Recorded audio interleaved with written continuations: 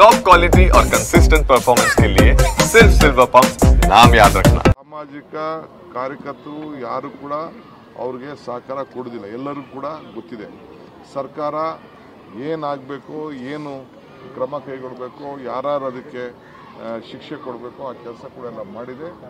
ನಾವು one man commission ಕೂಡ ನೇಮಕ ಮಾಡಿದ್ದೇವೆ. ಏನಾದಿದ್ರು ಅವ್ರಿಗೆ ಹೇಳಿ, ಹೆಣದ ಮೇಲೆ ರಾಜಕಾರಣ ಮಾಡ್ತಾ ಇದ್ದಾರೆ, ಅವ್ರು ರಾಜಕಾರಣ ಮಾಡ್ಕೊಳ್ಳಿ. ಅವರಿರೋದೇ ಈ ಒಂದು ಹೆಣದ ಮೇಲೆ ರಾಜಕಾರಣ ಮಾಡೋಕ್ಕೆ. ನೀವು ಯಾವ ಕಾಲದಿಂದ ತೆಗೆದುಕೊಳ್ಳಿ, ಇಲ್ಲ ವಿಟ್ನೆರಳ್ಳಿಯಿಂದ ಬಂದು ತಗೊಳ್ಳಿ, ಇಲ್ಲ ಗಂಗಾಧರ್ ಕೊಲೆ ಪ್ರಕರಣ ತೆಗೆದುಕೊಳ್ಳಿ, ಬೇಕಾದಷ್ಟು ಬೇರೆ ಎಲ್ಲ ಸ್ಟ್ಯಾಂಪೇಡ್ಗಳೆಲ್ಲ ನಡೀತಾ ಇದೆ. ಈಗ ನಾನು ನೆನ್ನೆ ಅಹಮದಾಬಾದ್ಗೆ ಹೋಗಿದ್ದೆ, ನಾನು ಏನಾರು ಮಾತಾಡಿದ್ನಾ?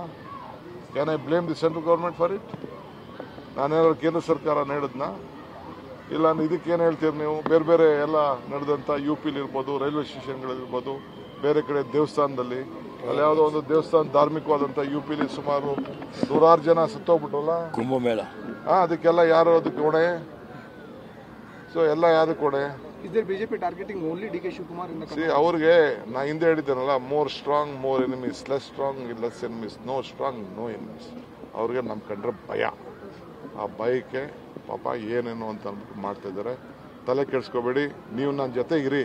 28ಕ್ಕೆ ತಿರ್ಗಾ ವಿಧಾನಸೌಧದಲ್ಲಿ ಪ್ರಮಾಣ ವಚನ ಸ್ವೀಕಾರ. ಆಸ್ ಎ ಸಿಎಂ ಸರ್ ಪ್ರಮಾಣ ವಚನ ಕಾಂಗ್ರೆಸ್ ಗೌರ್ಮೆಂಟ್